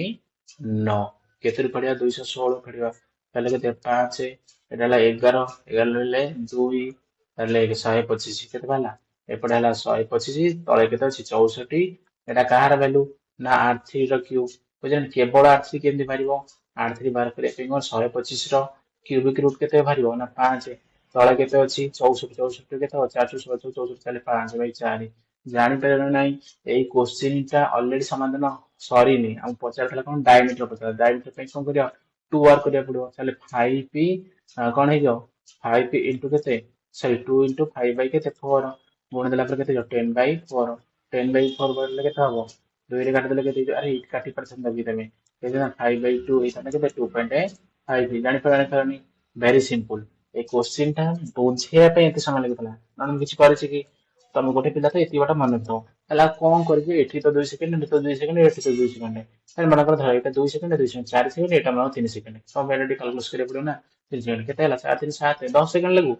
15 ସେକେଣ୍ଡ ଲାଗୁ 15 ସେକେଣ୍ଡ ଭିତରେ ହେଇଯିବ ନା ହେଇଯିବନି ଏତେ ସମୟ କାଇଁ ଲାଗିବ କିଛି ନାହିଁ ତମକୁ ବୁଝିବା ପାଇଁ ଇଚ୍ଛା ଲାଗିଲା ହେଲା ଦେଖ ନେକ୍ସଟ କ୍ୱେଶ୍ଚିନ୍ ଦେଖିବା ନେକ୍ସଟ କ୍ୱେଶ୍ଚିନ୍ ତମେ ସ୍କ୍ରିନରେ ଦେଖିପାରୁଛ ସମସ୍ତେ ନେକ୍ସଟ କ୍ୱେଶ୍ଚିନ୍ କଣ ଦେଇଛି volume of a cone with କଣ ହାଇଟ୍ ଇକ୍ୱାଲ ଟୁ ରାଡିୟସ୍ ବୁଝୁଛନ ଗୋଟେ କହିଛି ତାହେଲେ କୋନ୍ କଥା କହିଲା ତାହେଲେ କୋନ୍ କଥା ଡାଇଗ୍ରାମ କରିଦେଲେ ସୁପର ହବ ବୁଝିବା ପାଇଁ ବୁଝୁଛନ ଗୋଟେ କୋନ୍ ଟା କରିଦେଲେ ଯେମିତି ଦେଖିପାରୁଥିବ ସେ କଣ କହିଛି ତାହେଲେ ଦେଇଛି ହାଇଟ୍ ଆଉ କଣ ରାଡିୟସ୍ ଦିଟାକୁ ଇକ୍ୱାଲ ଅଛି ତାହେଲେ ଏଇଟା ହେଲା କଣ ରାଡିୟସ୍ ଦେଖାଯାଉନି କିନ୍ତୁ ଭାବି ଦିଅ ହେଲା ଚିତ୍ରରେ ଆମକୁ ଦେଖାଯାଉନି ଇକ୍ୱାଲ ବୋଲି କିନ୍ତୁ ଏଇଟାକୁ ଭାବିବ ଯେ ହାଇଟ୍ ହେଲା ମନେକର ଏ ଅଛି ଆଉ ବେସ୍ ର ରାଡିୟସ୍ ବି କେତେ ଅଛି ଏ ଅଛି ତାହେଲେ ଏଇଟା କଣ ଦେଇଛି ନା ଦେଇଛି ସ୍ଲାଣ୍ଟ ହାଇଟ୍ ଦେଇଛି 5 ଦେଇଛି ଦେଖିପାରୁଛ ଏଠି କଣ କୋନ୍ ର ହାଇଟ୍ ଇକ୍ୱାଲ ଅଛି କାହା ସହିତ ରାଡିୟସ୍ ସହିତ ମାନେ ସ୍ଲାଣ୍ଟ ହାଇଟ୍ କଣ ଅଛି 5 ଦେଇଛି ତାହେଲେ କେମିତି ବାହାର କରିବା ଆମେ ଜାଣିଛୁ ଏଇଟା ଗୋଟେ ରାଇଟ୍ ଆଙ୍ଗେଲ ଟ୍ରାଙ୍ଗେଲ ହେଲା ଭଲ୍ୟୁମ ପଚାରିଛି ତାହେଲେ କେମିତି ବାହାର କରିବି ରାଇଟ୍ ଆଙ୍ଗେଲ ଟ୍ରାଙ୍ଗେଲ ଏଇଟା କଣ ଏଇଟା ହେଲା କଣ କର୍ଣ୍ଣ ହବ କର୍ଣ୍ଣ ବା ସେଇଟା ଯୋଉ ଏଲ ଅଛି ବୁଝିଲା ନାଇଁ ତାହେଲେ କେମିତି ଆମେ ସମସ୍ତେ ଜାଣିଛେ ଗୋଟେ କୋନ୍ ର ସ୍ଲାଣ୍ଟ ହାଇଟ୍ ର ସ୍କୋୟାର ଇକ୍ୱାଲ ଟୁ ବେସ୍ ର ସ୍କୋୟାର ପ୍ଲସ କଣ ହାଇଟ୍ ର ସ୍କୋୟାର ପ୍ଲସ ସ୍ଲାଣ୍ଟ ହାଇଟ୍ ଜାଗାରେ କେତେ ଅଛି ସ୍ଲାଣ୍ଟ ହାଇଟ୍ ଜାଗାରେ 5 5 ସ୍କୋୟାର ବେସ୍ ଜାଗାରେ କେତେ ଅଛି ଏ ଅଛି ଏ ସ୍କୋୟାର ଏ ଜାଗାରେ କେତେ ଅଛି ସେଇ ବି ଏ ଅଛି ଏ ସ୍କୋୟାର ତାହେଲେ 5 ସ୍କୋୟାର 25 ଏପଟେ କେତେ ହେଲା 2a ସ୍କୋୟାର ତାହେଲେ କେବଳ a ସ୍କୋୟାର ଇକ୍ୱାଲ ଟୁ କେତେ ହେଇଯିବ ନା 25 ବାଇ କେତେ ହେଲା 2 25 ବାଇ କେତେ 2 ତାହେଲେ କେବଳ a ଇକ୍ୱାଲ ଟୁ କେତେ ହେଲା 5 ବାଇ √2 ତାହେଲେ a ବାହାରିଗଲା ଏଟା କଣ ନା ଏଇ ଯୋଉ ରାଡିୟସ୍ କଣ ବେସ୍ ର ରାଡିୟସ୍ ଆଉ ହାଇଟ୍ ଦିଟାକ ବାହାରିଗଲା ତାହେଲେ ଆମେ ପଚାରିଥିଲା ଭଲ୍ୟୁମ ଭଲ୍ୟୁମ ର ଫର୍ମୁଲା ମନେ ରଖିଛ ତମେ ସମସ୍ତେ 1/3 ପାଇ r ସ୍କୋୟାର h ତାହେଲେ କଣ କରିବି 1/3 ରଖିବି ପାଇକି ସେମିତି ରଖା ହବ କାରଣ ପାଇ ଅପସନ ଦେଖିପାରୁଛନ୍ତି ପାଇ ରହିଛି r ସ୍କୋୟାର ଜାଗାରେ କେତେ ପକେଇବି r ଜାଗାରେ କେତେ 5 into 5 25 ଡିଭାଇଡେଡ୍ କେତେ 2 into 2 କେତେ √2 into √2 2 ତାର ବୁଝିବ ନା ବୁଝିବ ତାପରେ h ଜାଗାରେ କେତେ ପକେଇବି ତାହେଲେ ଏ ଜାଗା ସେଇ ପଡିବ 5 ବାଇ କେତେ 5 ବାଇ ହେଇଯିବ କେତେ ନା √2 ହେଇଯିବ ବୁଝିପାରିଲ ନା ବୁଝିପାରିଲନି ତାହେଲେ କଟିବ କି କଣ କଟିବନି 5 ପଞ୍ଚା କେତେ ହେଲା 25 25 ପଞ୍ଚା 125 ପାଇ ତଳେ କେତେ ଅଛି 3 ଦୁଗୁଣେ 6 ହେଲା 6 √2 ତାହେଲେ କେତେ ନମ୍ବର ଅପସନ ଦେଖିଲ ଅପସନ ନମ୍ବର ଡି ବୁଝିପାରିଲ ନା ନାଇଁ ଏ ପ୍ରଶ୍ନ କେତେ ସହଜ ଦେଖିପାରୁଛ କି ହେଲା এই ପ୍ରଶ୍ନଟା କେତେ ସହଜ ଦେଖିପାରୁଛ ନା ନାଇଁ ବହୁତ ସହଜ ଥିଲା ତାପରେ ଦେଖିବା ନେକ୍ସଟ କ୍ୱେଶ୍ଚିନ୍ କଣ ଅଛି ଏ କଣ କୋନିକାଲ ଟେଣ୍ଟ କୋନିକାଲ ଟେଣ୍ଟ କହିଲେ କଣ ବୁଝା ନା କୋନ୍ ଆକୃତିର ଗୋଟେ ଟେଣ୍ଟ ରହିଛି ଯାହାର ହାଇଟ୍ ଦେଇଛି 10 ମିଟର ଆଣ୍ଡ ବେସ୍ ଯାହାର ଡାଇମିଟର ଦେଇଦେଇଛି କେତେ 48 metre was erected by a company in a park ବୁଝିଲୁ କମ୍ପାନୀ ଦ୍ୱାରା ଇରେକ୍ଟେଡ କରାଗଲା ବୁଝିଲୁ ଗୋଟିଏ ପାର୍କରେ find the curved surface area of the tent ବୁଝିଲା ନା ତାହେଲେ କଣ ବାହାର କର ସେଇ ଯୋଉ ଟେଣ୍ଟ ର କର୍ ସରଫେସ୍ ଏରିଆ ଜାଣିଛ ତାହେଲେ ସେ ଟେଣ୍ଟ ଟା କୋଉ ଭଳି ରହିଛି କୋନିକାଲ ମାନେ କଣ କୋନ୍ ଆକୃତିର କୋନ୍ ତ ତମେ ଆମେ ଇନସେକ୍ଟଲ ଆମର କୋନ୍ ଚାଲିଛି ଆମେ 4 5ଟା କଲର କରୁଛୁ ଏଇଟା ହେଲା କଣ କୋନିକାର ଆକୃତିର କୋନ୍ ଆକୃତିର ଏଇଟା କଣ ହେଇଗଲା ବୁଝିନ ଗୋଟେ ଟେଣ୍ଟ ଏଟା ହେଲା ଯାହାର ହାଇଟ୍ ଦେଇଛି ହାଇଟ୍ ଟା କୋଉଟା ଏଇଟା ତ ତାର ହାଇଟ୍ ଏଇଟା ତାର କଣ ରାଡିୟସ୍ ହାଇଟ୍ କେତେ ଦେଇଛି ହାଇଟ୍ ଦେଇଛି ହେଲା 10 ମିଟର, ହାଇଟ୍ ଦେଇଛି କେତେ 10 ମିଟର। ତାର ଦେଇଛି ବେସ୍ କେ ଦେଇଛି, ବେସ୍ ତ ଜାଣିଛ ବେସ୍ ଟା ହେଲା ଡାଇମିଟର, ବେସ୍ ଟା କଣ ସର୍କଲ ତାର ଡାଇମିଟର ଦେଇଛି, ତାହେଲେ ରାଡିୟସ୍ କେତେ ହବ ନା ତାର ଅଧା, 24 × 48 ତାହେଲେ 24 ମିଟର ହେଇଗଲା। ତାର ବର୍ତ୍ତମାନ କଣ ଦେଇଛି ଆଉ କଣ ଇରେକ୍ଟେଡ୍ ବାଇ କଣ, erected by company in a park, erected କରାଯାଇଛି ଗୋଟେ କଣ କମ୍ପାନୀ ଦ୍ଵାରା ପାର୍କ ଉପରେ ହେଲା। Find the curved surface area, ବର୍ତ୍ତମାନ କଣ କରିବା କର୍ ସରଫେସ୍ ଏରିଆ, କର୍ ସରଫେସ୍ ଏରିଆକୁ କଣ କହନ୍ତି ସର୍ଟରେ CSA କହନ୍ତି, ଯାହାର ଫର୍ମୁଲା କଣ ପାଇ ଆର ଏଲ୍, ଯୋଉ ପୂର୍ବ ସୂତ୍ରରେ ତମକୁ ବୁଝେଇଥିଲି ଦେଖୁନି। କର୍ ସରଫେସ୍ ଏରିଆ କଲେ କଣ ବୁଝ, ଏଇ ଯୋଉ ଟୋଟାଲ ହେଲା, ଏଇ ଟୋଟାଲ ଟା କେବଳ ତାର ବେସ୍ ଟାକୁ ଛାଡିବି ହେଲା। ଦେଖ ପାଇ ଜାଗାରେ ତାର ଭ୍ୟାଲୁ ପକେଇବି ନା ନାଇଁ, ନା ପାଇ ପକେଇବି, କାରଣ ପାଇ ତ ସେମିତି ଅଛି ଅପସନ ଦେଖିପାରୁଛନ୍ତି, ମୁଁ ଅପସନ ଦେଖିକି ହିଁ କାରବାର କରୁଛି। ତାହେଲେ ଆର ଜାଗାରେ କେତେ ପକେଇବି ନା 24 ପକେଇବି, ଏଲ୍ ଜାଗାରେ କେତେ ପକେଇବି, ଏଲ୍ ତ ବାହାରିନି ତାହେଲେ କେମିତି କରିବି, ଏଲ୍ ମତେ ବାହାର କରିବାକୁ ପଡିବ। ଏଲ୍ ର ସୂତ୍ର ମୁଁ ଜାଣିଛି କଣ ନା H² ପ୍ଲସ୍ R ସ୍କୋୟାର, କାହାର ଏଇଟା ହେଲା କଣ, ଏଇଟା ଦେଖ ଏଇଟା ଗୋଟେ ରାଇଟ୍ ଆଙ୍ଗେଲ ଟ୍ରାଙ୍ଗେଲ ହେଇଗଲା ନା, ଯେମିତି ଆମ ରାଇଟ୍ ଆଙ୍ଗେଲ ଟ୍ରାଙ୍ଗେଲ ଯୋଉ କନସେପ୍ଟ ପଡେ ସେଇ କନସେପ୍ଟରେ ତମେ କଣ କରିପାରିବ ସ୍ଲାଣ୍ଟ ହାଇଟ୍ ବାହାର କରିପାରିବ। କାହାର ବାହାର କରିପାରିବ ନା ଏଇ ଯୋଉ କୋନ୍ ର ସ୍ଲାଣ୍ଟ ହାଇଟ୍ ବାହାର କରିବାର ଫର୍ମୁଲା ତ ମୁଁ ଲେଖିଦେଇଛି ଅଲରେଡି, ଏଚ୍ ଜାଗାରେ କେତେ ପକେଇବି 10 ପକେଇବି, 10² ପ୍ଲସ୍ କେତେ କରିବି 24²। ଆମେ ସମସ୍ତେ ଜାଣିଛେ 10² ହେଲା କେତେ 100, 24² କଲେ 576, ଦିଟା ମିଶେଇ ଦେଲା ପରେ କେତେ 676, ତାହେଲେ ଏଇଟା କଣ ହେଲା 676, ଆମକୁ ଏଇଟା L ସ୍କୋୟାର ଜଣା ଅଛି, ତାହେଲେ L କେମିତି ବାହାରିବ ନା ଆର ରୁଟ୍ ଓଭର ବାହାରିବ, ରୁଟ୍ ଓଭର ଦେଲା ପରେ 676 ହେଲା କେତେ 26 ର, ହେଲା କେତେ ହେଲା 26 ର, ତାହେଲେ ଏଇ କେତେ ହେଇଗଲା L, L ହେଇଗଲା କେତେ 26। ବୁଝିପାରିଲ ନା ବୁଝିପାରିଲନି, ତମକୁ ଆଉ ଟିକେ ପୂର୍ବରୁ କହିଥିଲି କେମିତି ଟେକ୍ନିକ ଗୁଣିବ 26 ଆଉ 24 କୁ, ତମକୁ କହିଥିଲି ଏମିତି ସିଧା ସିଧା ପ୍ରଶ୍ନ 6 ଚଉ 24 4 2 ଏମିତି କଣ ଗଣା ଗଣିବ, 6 ଦୁଗୁଣେ 12 4 ଦୁଗୁଣେ 8 12 8 20 20 2 22 2 କିଲୋ 2 2 ଦୁଗୁଣେ 4 4 2 6 6 6 24 କେତେ ହେଲା 624 ଆଉ ଗୋଟେ ପାଇ 624 ପାଇ ହେଲା 624 ପାଇ। ଦେଖିପାରୁଛ ଏଠି ଅପସନ ନମ୍ବର ଡି, ଏଇ ପ୍ରଶ୍ନର ସଠିକ ଉତ୍ତର କଣ ଅପସନ ନମ୍ବର ଡି। ପିଲାମାନେ ତମେ ଯଦି ଚାହୁଁଛ ଯେ ମୁଁ ତମକୁ ଦୁଇଟିକା ଗଣନ ଶିଖେଇବି, ମାନେ ବଡ ବଡ ଅଛି,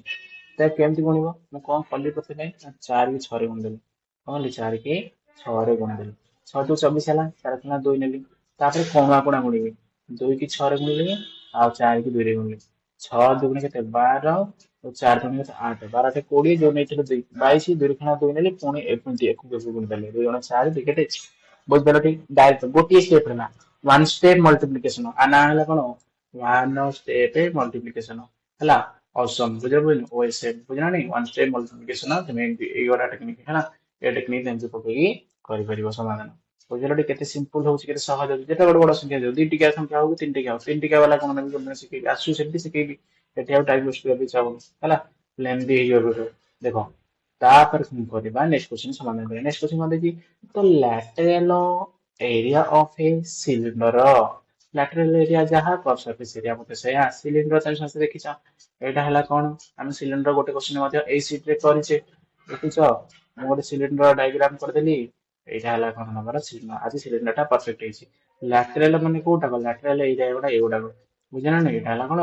lateral area, lateral area formula ଜାଣିଛ, ଯାହାକୁ କର୍ ସରଫେସ୍ ଏରିଆ ମଧ୍ୟ କହନ୍ତି, କଣ କହନ୍ତି କର୍ ସରଫେସ୍ ଏରିଆ କହନ୍ତି, ଯାହାର ଫର୍ମୁଲା ହେଲା କଣ 2 ପାଇ ଆର ଏଚ୍ ଏ, ବୁଝିଲ ନା ନାଇଁ ଲାଟେରାଲ ହେଲା, ଲାଟେରାଲ ଏରିଆ ବା କର୍ ସରଫେସ୍ ଏରିଆ ଇକ୍ୱାଲ ଜିନିଷ, ଯାହା ଲେଖା ହେଇଥିବ ସେଇଆ ହିଁ ବୁଝିବ। ଦେଇ ଦେଇଛି କେତେ ଦେଇ ଦେଇଛି ନା 3 1 6 8 ବୁଝିପାରିଲ ନା ବୁଝିପାରିଲ, ଦେଇ ଦେଇଛି ଆଉ its height is 48 centimetre, height ଦେଖିପାରୁଛ ହାଇଟ୍ କୋଉଟା ଏଇଗୁଟା ହେଲା ହାଇଟ୍, ଏଇ ଯୋଉ ଲମ୍ବାଟା ଦେଖୁଛ, length height equal, cylinder length କହିଲେ ଯାହା ବୁଝିବ ହାଇଟ୍ ବି କହିଲେ ସେଇଆ ବୁଝିବ, ସିଲିଣ୍ଡର ଏଇଗୁଡାକ ହେଲା ଲେନ୍ଥ, ଏଇଗୁଡା ହେଲା ହାଇଟ୍, କେତେ ଦେଇଛି 48 ସେଣ୍ଟିମିଟର, ଏଇଟା ଦେଇଛି କେତେ 48, ତାହେଲେ ମୁଁ ଜାଣିଛି 2 ଜାଗାରେ 2 ପକେଇବି, ପାଇ ଜାଗାରେ ସେଇ 22/7 ପକେଇଦେବି, ତାପରେ ଆର ଜାଗାରେ କେତେ ପକେଇବି, ଆର ତ ଦେଇନି, ଆର ଦେଇଛି କି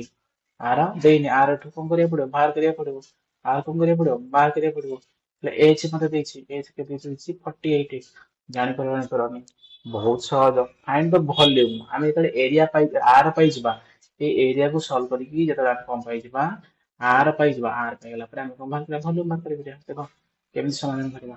ମୁଁ କଣ କରୁଛି ଦେଖିଲ, ଏଠି ହେଲା 3 9 22 କଟୁଛି କି, ହଁ 22 କଟିଯିବ, 22 କେ 22 କେତେ ବଳିଲା ଆ 9 9 6 96 22 ଅଠା 88 22 ଅଠା ସରି 22 ଅଠା 88 22 ଚଉ 88 22 ଚଉ 88 11 ଭାବି ଦେଇଛି, ତାହେଲେ କେତେ ହେଲା 144, ତାର ବର୍ତ୍ତମାନକୁ ବାହାରେ କାଟି ପାରିବ, 12 କାଟିଲେ କେତେ 12 12 କାଟିଲେ କେତେ 12 46 12 କାଟିଲେ 12 ନୁହଁ 12 ସ୍କୋୟାର ତାହେଲେ 4 କାଟିଲେ କେତେ ହେଇଯିବ 4 କାଟିଲେ 3 ହେଲା ବୁଝିଲ ନା 3 ଏପଟେ 2 କଣ ହେଇଛି ଗୁଣା ହେଇଛି ଗୋଟେ କଣ ହରା ହବ ତାହେଲେ r କଣ ହେଇଯିବ 3/2 7 କଣ ହେଇଥିଲା ଗୁଣା ହେଇଥିଲା 7 ଏପଟେ କଣ ହରା ହେଇଛି ଗୋଟେ କଣ ଗୁଣା ହବ ତାହେଲେ କେତେ ହେଇଗଲା 7 ରେ କେତେ 21 21/2 ହେଇଗଲା ତାହେଲେ r ମତେ ମିଳିଯାଇଛି ଅଲରେଡି ତାହେଲେ ମୁଁ ଭଲ୍ୟୁମ କେମିତି ବାହାର କରିବି ଭଲ୍ୟୁମ ବାହାର କରିବା ପାଇଁ ବହୁତ ବଢିଆ ଟେକ୍ନିକ ସୂତ୍ର ଅଛି ତମେ ଜାଣିଛ ହେଲା ପୂର୍ବରୁ ବି ଆମେ କରିଛେ କଣ ସେଇଟା ନା ପାଇ r ସ୍କୋୟାର h ପାଇ ଜାଗାରେ ତା ଭ୍ୟାଲୁ ପୁଟ୍ କରିଦେବି ପାଇ ଜାଗାରେ ତା ଭ୍ୟାଲୁ କେତେ ପୁଟ୍ କରିଦେବି 22 ଦେଖ 7 ପାଇଦେବି 7 r ଜାଗାରେ 3 into 7 divided by କେତେ 2 ଦିଥର ଲେଖା ହବ ନା 3 into 7 divided by 2 କଣ ପାଇଁ ଏମିତି ଲେଖୁଛ କାଟିଦେବି ଶୀଘ୍ର ନା ମୋର ଏତେ ଭଲ କି କରିବ ଗୁଣାଗୁଣି କରିକି ଆହୁରି ଦି ଚାରି step ଲେଖିବାକୁ ପଡେ ଭାବିବିନି ମୋ ଛାଡେ ତେଣୁ ଏଇଟା କଣ ଗଣନା ଗୋଟେ କଷ୍ଟ କମ ନା କଣ କଷ୍ଟ କମ ନୁହେଁ ଯେ ମୁଁ କାହିଁ ଏତେ ଭାବିକି ଛାଡେ କାହିଁ ମୁଁ ଏଠୁ ଡିଷ୍ଟର୍ବ କରିବି ମୁଁ ଜାଣିଛି ଯୋଉଠି ମାଇଣ୍ଡ ମୋର ଡିଷ୍ଟର୍ବ କରିବାର ଅଛି କେମିତି ଯୋଉଠି ଏମିତି ଜାଗାରେ ମାଇଣ୍ଡ ଡିଷ୍ଟର୍ବ କର ଯେମିତି ଶୀଘ୍ର ହେଇପାରିବ ହେଲା ଆଉ ଅନେକ ଜାଗାରେ ମାଇଣ୍ଡ ଡିଷ୍ଟର୍ବ କରିକି କଣ ଲେଟ୍ କରିବ କାହିଁକି ବୁଝିଲେ ଯାହା ଦେଖୁଛ ଫଟାଫଟ ଲେଖିଦବ ମନେ ରଖିଦବ ହେଲା ଦେଖ 22 ଏଚ୍ ହେଲା କଣ ଏଚ୍ ର ଭ୍ୟାଲୁ ଦେଇଛି କି ହଁ ଦେଇଥିଲା ପ୍ରଥମ ଦେଇନଥିଲା 48 ହେଲା 48 ଦେଇଥିଲା ତାହେଲେ ବର୍ତ୍ତମାନ କଣ କରାହବ ଆଉ ଖାଲି କଟା ହବ କିଛି ନାହିଁ 7 ରେ 7 2 ରେ କାଟିଲେ କେତେ 11 2 ରେ କାଟିଲେ କେତେ 24 ବର୍ତ୍ତମାନ କଣ ଦେଖୁଛ 11 ତିରିକି 33 ଦେଖୁଛ ଆଉ କଣ ଦେଖୁଛ 7 ତିରିକି 21 ଦେଖୁଛ ଆଉ କଣ ଦେଖୁଛ 24 ଦେଖୁଛ ଯାହାକୁ 24 କ ପଣିକିଆ ଆଉଥିବ ସେ ଏ ଦିଟାକୁ ଗଣିଦବ 24 କେ 24 2 24 ଦୁଗୁଣେ 48 48 2 50 କେତେ ହେଇଗଲା 504 ତାପରେ ଏଠି କେତେ 33 ବୁଝିଲ ନା 33 ପଣିକିଆ ଯାହାକୁ ଆସିବ ସିଏ କରିଦବ ଆରାମସେ 33 3 କେତେ 3 ଚଉ 12 120 ଏଇଥିଲା 120 132 3 ଚଉ 12 ବୁଝିପାରିଲନି 132 ହେଲେ କେତେ ହେଇଯିବ 132 ହେଲା ନା 132 ତାହେଲେ 1 ଯିବ ଭାରି 2 ରହିବ 3 ରହିବ ତାହେଲେ 33 ପଞ୍ଚା କେତେ 33 ଦଶ ହେଲା 330 330 ଅଧା କଲେ 300 ଅଧା କଲେ ଜାଣିଛ 150 15 କେତେ 165 ଏକ 166 166 ତାହେଲେ 166 3 2 କୋଉଠି ଅଛି ଦେଖୁନା 166 3 2 ଏଇଠି ବୁଝିଲ ବୁଝିଲ 166 3 2 ଏମିତି ଗୁଣିବାର ଅଛି ଆଉ ଯଦି ଖାଲି ରଫ୍ ଯେତେବେଳେ ଦରକାର ହବ ଯଦି ଖାଲି ଖାଲି ରଫ୍ ବ୍ୟବହାର କରିକି ପେପର ଦବ ପେପର ଦବ ଗୋଟେ ଯୋଡେ ମିଳିବ ତାଙ୍କ ମଝିରେ ଯାଇକି ମାଗୁଥିବ 25ଟା ଖଣ୍ଡେ କରିବା ପାଇଁ ଦେଖ ଗୋଟିଏ ପେଜ କେମିତି ହବ ଦେଖ ଏଇ କୋଶ୍ଚିନ୍ କୋଉ ସହଜ କିନ୍ତୁ ତମକୁ ବୁଝିବା ପାଇଁ ଏତିକି ସମୟ ଲାଗି ତମେ ଜାଣିଛ ମୁଁ ତମକୁ ଏଇ କଥା କହିବି ତମେ ଭାବୁଛ ଗୋଟେ କଥା କୁହନ୍ତି ଆପଣ ନା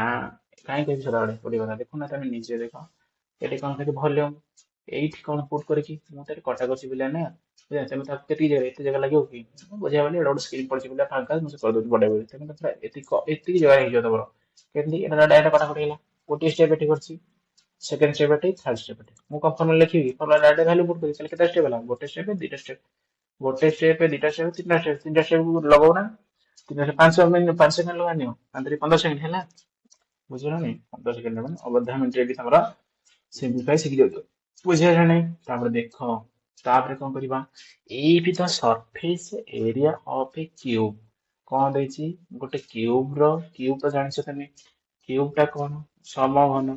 କ୍ୟୁବ ସମସ୍ତେ ଦେଖିଛ ଦେଖିନ ଦେଖିଛ ହେଲା ବୁଝିଲନି ଏଇଟା କଣ ଗୋଟେ କ୍ୟୁବ ମୁଁ ଯୋଉ ଡାଇଗ୍ରାମ ଟା କରୁଛି ସ୍କ୍ରିନରେ ସମସ୍ତେ ଦେଖିପାରୁଥିବ ଏଇଟା ଗୋଟେ କାହାର କେଉଁ କୃତି ବିଶିଷ୍ଟ କରିଛି ଏଇଟା ଗୋଟେ କଣ ହେଇଯିବ କ୍ୟୁବ ହେଇଯିବ ବୁଝିପାରିଲ ନାଇଁ ହେଲା ଏଇଟା ଗୋଟେ କଣ ହେଲା କ୍ୟୁବ ହେଇଗଲା ସେ ଦେଇଛି ତାର କଣ ଦେଇଛି ଏଇଠି ତ surface area of A cube is ଏତିକି ସରଫେସ ଏରିଆ କ୍ୟୁବ ର ସରଫେସ ଏରିଆ ର ଫର୍ମୁଲା ହେଲା କଣ ନା 6 a ସ୍କୋୟାର କେତେଟା ସରଫେସ ରହିଛି କହିଲ ଆମେ ସମସ୍ତେ ଜାଣିଛେ କ୍ୟୁବ କାହାକୁ କହନ୍ତି ଯାହାର ଲେନ୍ଥ ବ୍ରେଥ ହାଇଟ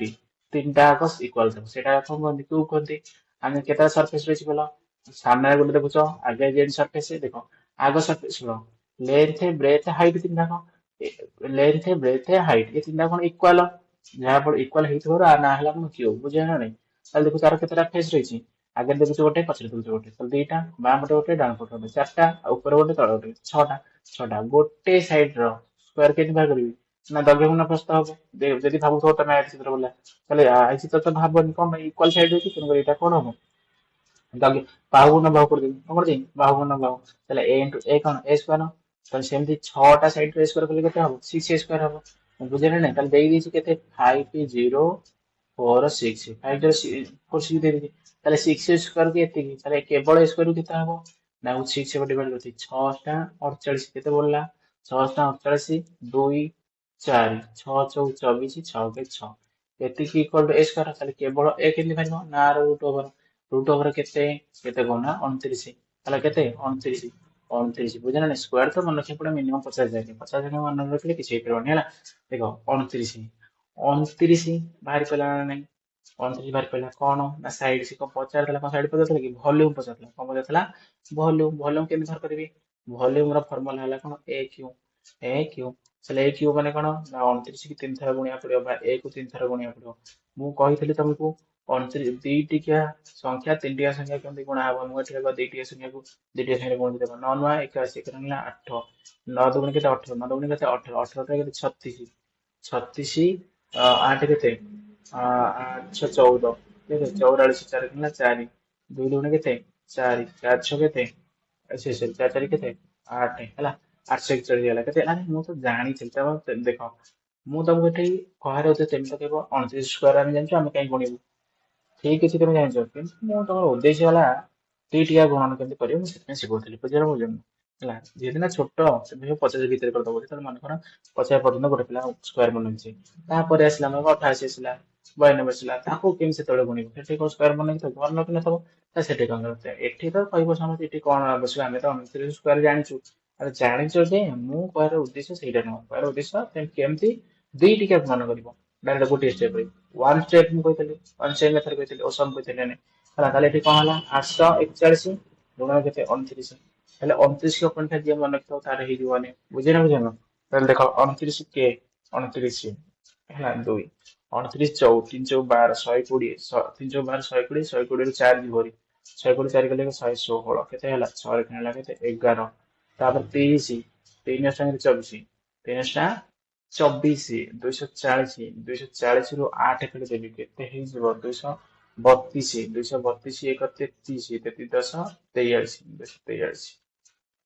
243 ତାର କେତେ ହେଇଗଲା 2 4 3 6 9 ଦେଖୁନା 2 4 3 6 9 କାଇଁ ଅଛି 2 4 3 2 4 3 8 9 ହବ ଭୁଲ ଭାଲ କରିଦେଲେ କି ଦେଖ ଭୁଲ ଭାଲ ବୋଧେ କରିଦେଇଛି ଆଉ ଦେଖିଦିଅ 29 କି 29 9 ହେଲା 9 ହେଲା କି 9 ହେଲା 9 କୁ 9 ରଖିଲି ହେଲା 2 ନେଲି 29 34 12 120 120 2 ହେଇଯିବ ପରା 120 ହେଇଗଲେ 18 ହଁ ଠିକ ଅଛି ଏଇଟା ବୁଝିଲା ନାଇଁ ତାହେଲେ କେତେ ହେଲା ଏଇଗୁଡାକ ହେଲା ଅପସନ ନମ୍ବର ଡି ଜାଣିପାରିଲାନି କେତେ ସହଜ କୋଶ୍ଚିନ୍ ଟା ଦେଖ ଏଇଟା ହେଲା ଲାଷ୍ଟ କୋଶ୍ଚିନ୍ ବର୍ତ୍ତମାନ ଲାଷ୍ଟ କୋଶ୍ଚିନ୍ ଆମେ ପହଞ୍ଚି ସାରିଛେ ହେଲା ଆଜିର ଟାର୍ଗେଟ 100 ଡେ ସିରିଜ ରେ ବୁଝିନା ବୁଝିଲାନି ହେଲା ଆଜି ଆମର ଅଛି ଡେ 3 ହେଲା ଦେଖିବି ପାରୁଥିବ ତମେ କେମିତି ନିଜେ ବି କେତେ ଗୁଡାଏ କୋଶ୍ଚିନ୍ ସଲ୍ଭ କରିପାରୁଛ ହେଲା କେମିତି ଆମେ ସମୟ ବଞ୍ଚେଇବା ତ ମଧ୍ୟ ମୁଁ କହୁଛି ତମେ ମଧ୍ୟ ଅନେକ କୋଶ୍ଚିନ୍ ର ଆନ୍ସର ଜାଣିଛ କରିପାରୁଥିବ କିଛି କୋଶ୍ଚିନ୍ ଯଦି ଆଉ କଣ କିଛି ନାହିଁ ଏବେ ବର୍ତ୍ତମାନ ଶିଖୁଥିବ ଦେଖ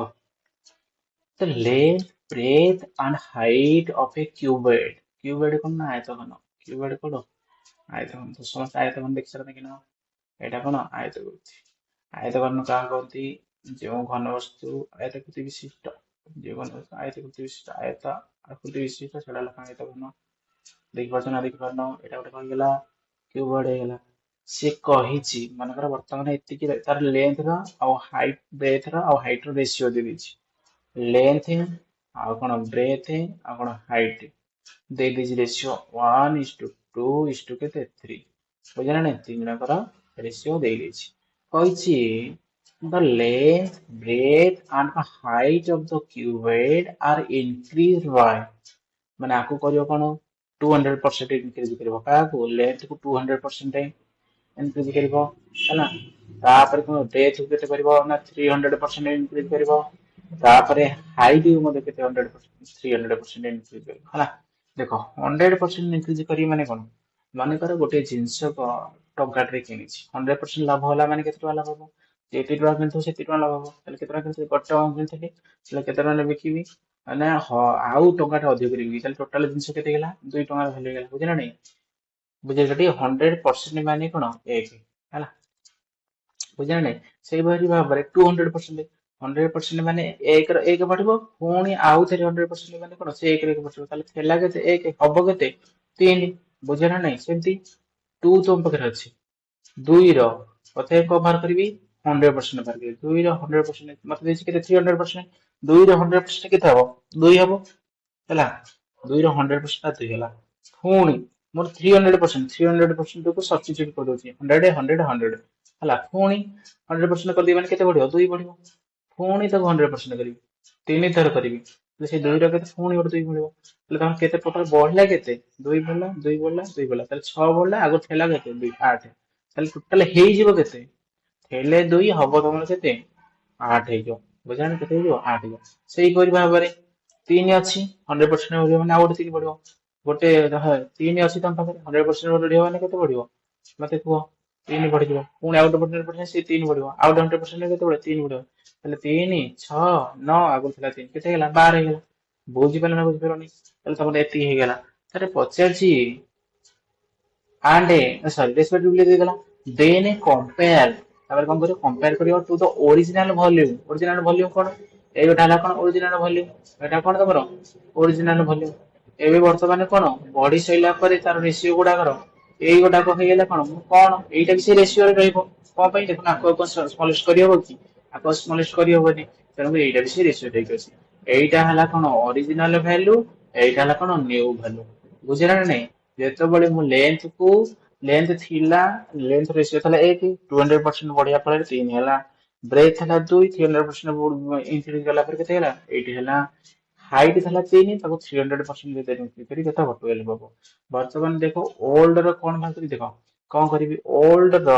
ଓଲ୍ଡ ଯୋଉ କ୍ୟୁବଏଡ ରହିଥିଲା ତାର ଘନଫଳ କେମିତି ବାହାର କରିବି ଆମେ ସମସ୍ତେ ଜାଣିଛେ କ୍ୟୁବଏଡ ର ଘନଫଳ ସୂତ୍ର ହେଲା କଣ ଲେନ୍ଥ ଇଣ୍ଟୁ ବ୍ରେଥ ଇଣ୍ଟୁ କଣ ହାଇଟ୍ ଏଇଟା ହେଲା କଣ ବୁଝିଲ ନା ନାଇଁ ଏଇଟା ହେଲା ଭଲ୍ୟୁମ କାହାର କ୍ୟୁବଏଡ ର ଓଲ୍ଡ ବାଲାର ତାହେଲେ ନ୍ୟୁ ବାଲାର କେମିତି ହେବ ଏଇଟା ସେମିତି ଗୁଣିଦେବି ତାହେଲେ ଓଲ୍ଡ ଗୁଣିଲା ପରେ କେତେ ମିଳିବ 2 3 କେତେ ହେଲା 6 2 3 କି 6 ଏଇଟା ଭଲ୍ୟୁମ ଥିଲା ମନେକର V1 ହେଲା V2 ନ୍ୟୁ ଟା ହେଲା 3 ଅଛି ଦେଖ 12 3 ଆଉ ଗୁଣିବି 8 3 କେତେ 24 24 ଦୁଗୁଣି କେତେ 48 4 ହେଲା 24 କେ 24 24 4 କେତେ 28 288 କାଟି ପାରିବି ନା ନାଇଁ 6 ରେ 6 କାଟିଲେ 1 6 କାଟିଲେ କେତେ 6 ଚଉ 24 6 ଚଉ 24 4 8 48 6 ଅଷ୍ଟା 48 ବୁଝିଲନି ତାହେଲେ 1 ଅନୁପାତ କେତେ ହେଲା 1 ଅନୁପାତ 48 ହେଲା ବୁଝିଲ ତାହେଲେ କଣ ହେଲା ତ ପଚାରିଥିଲା କଣ then compare to the original volume the increase in the କଣ ଭଲ୍ୟୁମ ଅଫ କ୍ୟୁବଏଡ ୱିଲ୍ ହେଲା କମ୍ପେୟାର କରିବାକୁ ହେଇଥିଲା ଅରିଜିନାଲ ଭଲ୍ୟୁମ କେତେ ଲାଗିବ କେତେ ଟାଇମ୍ସ ହେଲା କହିଲ ଥିଲା କେତେ 1 ଥିଲା ହେଲା 48 ହେଲେ କେତେ ବଢିଲା 47 ବଢିଲା କେତେ ବଢିଲା 47 ଟାଇମ୍ସ ବୁଝିଲ କେତେ ବଢିଲା 1 ରେ କେତେ ଗୁଣ ହେଲା 47 ଟାଇମ୍ସ ହେଲାନି କେତେ ହେଲା 47 ଟାଇମ୍ସ ବୁଝିପାରିଲ ନା ବୁଝିପାରିଲନି କେତେ ବଢିଲା କେତେ ବଢିଛି କଣ 1 ଥିଲା 48 ହେଲା ତାହେଲେ କେତେ ବଢିଲା ପ୍ଲସ 47 ହେଲା ନାଇଁ 47 ବଢିଲା ହେଲା ବୁଝିଲନି କେତେ ଟାଇମ୍ସ ଇନକ୍ରିଜ ହେଇଯିବ ବୋଲି ପଚାରିଛି ହେଲା then compared to the original volume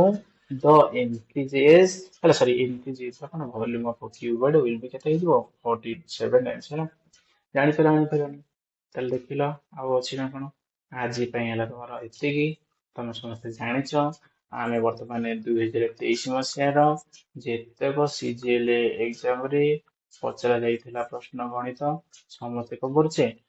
solve କରୁଛେ ବୁଝିଲନି ଆମେ ଆକୁ ଟାର୍ଗେଟ ରଖିଛେ 100 ଡେଜ ର 100 ଡେଜ ଭିତରେ ମୁଁ ଜାଣିଛି 2023 ର ତ ସରିଯିବ ମାତ୍ର 20-25 ଦିନ ଭିତରେ ପ୍ରତ୍ୟେକ ଦିନ ମୁଁ ଚେଷ୍ଟା କରୁଛି ଗୋଟେ ଚାପ୍ଟର କେମିତି ଶେଷ କରିବା ପାଇଁ ହେଲା ତେଣୁକରି ଆଉ କଣ ଆମ ପାଖରେ ମନେକର 25ଟା ଚାପ୍ଟର ଅଛି ପ୍ରତ୍ୟେକ ଚାପ୍ଟର 20 ରୁ 25ଟା ରହିଛି ମନେକର ସବୁ 25 ରହିଛି ଗୋଟେ ଚାପ୍ଟର ବସିନି ତାହେଲେ 25 ଚାପ୍ଟର କେତେ ରହିବ 2023 ମଧ୍ୟରେ କୋଶ୍ଚିନ୍ ସଂଖ୍ୟା ଟୋଟାଲ ଲାଗେ 625 ତାହେଲେ ମୁଁ ଦିନକୁ ଯଦି 25ଟା ଲେଖା କରିବି ତାହେଲେ କେତେ ଦିନ ଲାଗିବ ଟୋଟାଲ 25 ଦିନ ଲାଗିବ ତାହେଲେ ଆଉ ଥରେ 25 ଦିନ ତାହେଲେ କଣ ହବ ନା ବାକି ଦିନକରେ ସବୁ ପୁଣି ପ୍ରିଭିୟସ କୋଶ୍ଚିନ୍ ସମାଧାନ କରିବା ମାନେ 22 21 18 ଏଇପରି ଭାବରେ ସମାଧାନ କରିକି ଶେଷ କରିବା ହେଲା ଆଉ ସମସ୍ତଙ୍କୁ ଧନ୍ୟବାଦ ଯୋଉମାନେ ଶେଷ ପର୍ଯ୍ୟନ୍ତ ଭିଡ଼ିଓ